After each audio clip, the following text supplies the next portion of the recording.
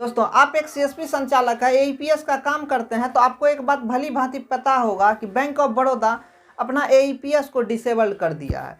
यानी लगभग बहुत सारे प्राइवेट आईडी में उसने अपना एईपीएस सर्विस को बंद कर दिया और बहुत सारे ऐसे रिटेलर भाई हैं जिनके आईडी में अभी भी बैंक ऑफ बड़ौदा का निकासी हो रहा है। तो जिनके आईडी में अभी भी बैंक ऑफ बड़ौदा का निकासी हो रहा है, तो आप लोग कमेंट करके ज़रूर बताइए कि आप कौन सी आईडी इस्तेमाल करते हैं जिसमें अभी भी आप बैंक ऑफ बड़ौदा का निकासी कर रहे हैं। तो बैंक ऑफ बड़ौदा का एईपीएस डिसेबल करने का एक ही मकसद था कि उनके कस्टमर के साथ बहुत ज़्यादा मात्रा में फ्रॉड हो रहा था और इस फ्रॉड को रोकने के लिए बैंक ऑफ बड़ौदा ने इतना कड़क फैसला लिया कि एईपीएस को डिसेबल कर दिया। हालांकि ये एईपीएस सर्विस डिसेबल हमेशा के लिए नहीं होगी, पुनः फिर से इनको शुरू किया जाएगा। आखिर आप उन रिटेलर से पूछिए जिनके अगल बगल केवल बैंक ऑफ बड़ौदा का ब्रांच है और उनके पास अधिक मात्रा में बैंक ऑफ बड़ौदा का कस्टमर आ रहा था, उनकी अभी निकासी नहीं हो रही है। एईपीएस से उनका आमदनी ख़त्म हो गया है। उनका जो रोजी रोटी चल रहा था एईपीएस के जरिए, वो अब दूसरे तीसरे धंधे की तलाश कर रहा है या फिर ऐसी आईडी का, ऐसी डिवाइस का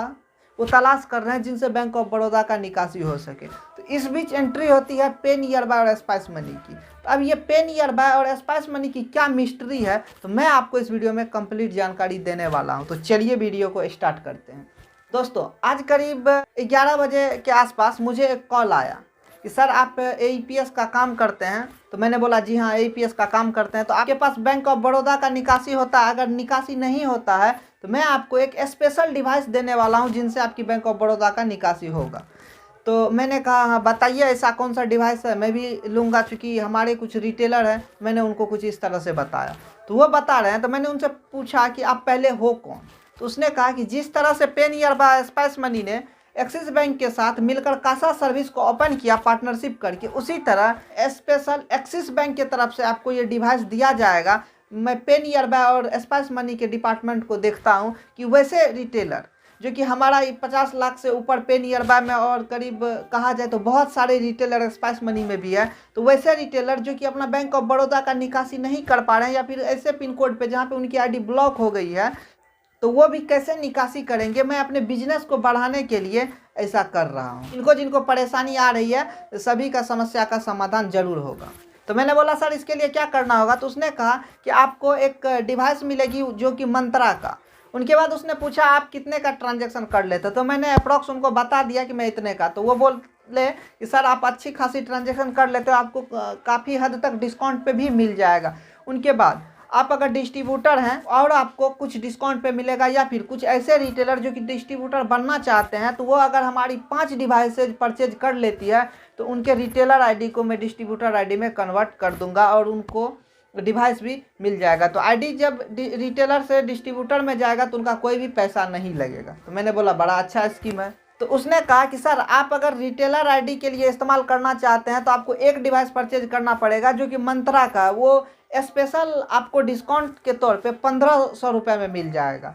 तो वो 1500 रुपया जो है आपको मैं एक कंपनी का बैंक अकाउंट देता हूँ, आप उस बैंक अकाउंट में पेमेंट कर दीजिए। उनके बाद मैंने उनसे कहा कि क्या ये वॉलेट से डिडक्शन कंपनी नहीं करेगी या फिर डिस्ट्रीब्यूटर या सुपर डिस्ट्रीब्यूटर से ये कंपनी डिडक्शन करवा ले, हमें वो डिवाइस प्रोवाइड कर दे। तो बोला नहीं सर, आपके आईडी के लिए स्पेशल ये डिवाइस रजिस्टर्ड होगा, मैपिंग होगा, तभी आप इस डिवाइस का लाभ उठा सकते हैं। या फिर जो लोग डिस्ट्रीब्यूटर है वो 5 डिवाइस परचेज करें, उनको 1200 रुपये के अकॉर्डिंग यानी 6000 रुपया आप उस अकाउंट में डालिए। उनके बाद आपके शॉप पे यानी जहाँ पे आपका शॉप है उस एड्रेस पे डिलीवर्ड किया जाएगा। देन आप जिस रिटेलर को ये सेल कर रहे हैं उस रिटेलर का आपको, जब आप उनको सेल करते हैं तो उनकी आईडी जो मोबाइल नंबर रजिस्टर्ड है स्पाइस मनी या पे नियर बाय में, वो नंबर चाहिए, उनके नंबर पे इनको रजिस्टर्ड कर दिया जाएगा, वो ईपीएस का काम कर सकते हैं। मैंने बोला बहुत अच्छा है। तो ये बात जो है हमारे डिस्ट्रीब्यूटर या सुपर डिस्ट्रीब्यूटर या फिर स्टेट लेवल के जो भी एम्प्लॉय सभी को मालूम होगा, या फिर कंपनी के हेल्पलाइन नंबर पे भी मैं पूछ सकता हूँ।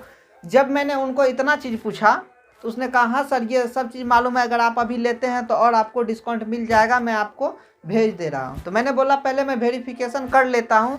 तो जब जाके मुझे पता चला कि अपने सीनियर से, उनके बाद स्टेट हेड लेवल से मैंने कांटेक्ट करने का कोशिश करा, तो ऐसा कोई भी स्कीम नहीं है। ये लोग फ्रॉड करने के चक्कर में आपको जो अकाउंट नंबर शेयर करेंगे कभी भी उस अकाउंट में पैसा नहीं डालना है और आपको लोभ के चक्कर में नहीं आएगा। अगर कोई भी अपडेट आएगा तो आप लोग जानते हैं कि स्पाइस मनी हो या पे नियर बाय, दोनों के पोर्टल पे ऊपर आपको लाइव मिलेगा या फिर आपको पे नियर बाय का पे आपको पर्सनली मैसेज आएगा या फिर आप इनके टेलीग्राम पे जाके हमेशा चेक कर सकते हैं या फिर अपने सीनियर से हमेशा सलाह लेकर या फिर कंपनी से सलाह लेकर ही कोई डिवाइस खरीदे या फिर किसी को पेमेंट करे, अन्यथा पे नियर बाय और स्पाइस मनी की कोई भी जिम्मेदारी नहीं होगी। तो दोस्तों आपने देखा कि किस तरह से फ्रॉड लोग नए नए तरकीबें अपना रहा है। इधर एक तरफ कंपनी फ्रॉड को रोकने के लिए तरह तरह की गाइडलाइंस जारी कर रहा है और दूसरी तरफ फ्रॉड भी अपना दिमाग का इस्तेमाल करके फ्रॉड करना चाह रहा है। तो दोस्तों आपको ये जानकारी कैसा लगा, आप हमें कमेंट सेक्शन में कमेंट करके ज़रूर बताइए।